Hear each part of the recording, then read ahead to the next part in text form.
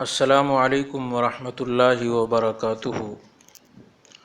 ناظرین، آج میں آپ حضرات کو دعا کی طاقت بتانے والا ہوں کہ دعا کے اندر کتنی طاقت ہے اگر اللہ سے مانگنے کا طریقہ آتا ہو۔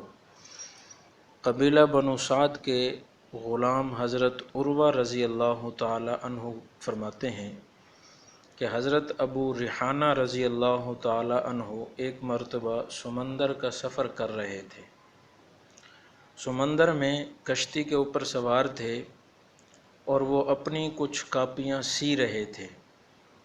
اچانک ان کی سوئی سمندر میں گر گئی اور انہوں نے اسی وقت اللہ سے یوں دعا مانگی کہ اے میرے رب، میں تجھے قسم دیتا ہوں کہ تو میری سوئی ضرور واپس کر دے۔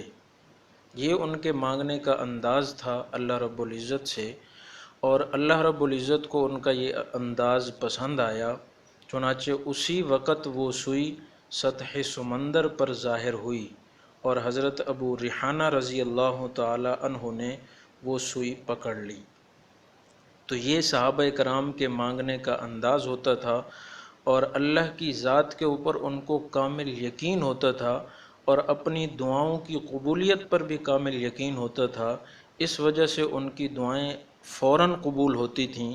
اگر ہم بھی اللہ رب العزت سے اس یقین کے ساتھ دعا مانگیں کہ اللہ تعالی ہماری دعاؤں کو ضرور قبول فرمائیں گے، تو ہماری دعائیں بھی ایسے ہی قبول ہوں گی جیسے صحابہ کرام کی دعائیں قبول ہوا کرتی تھیں۔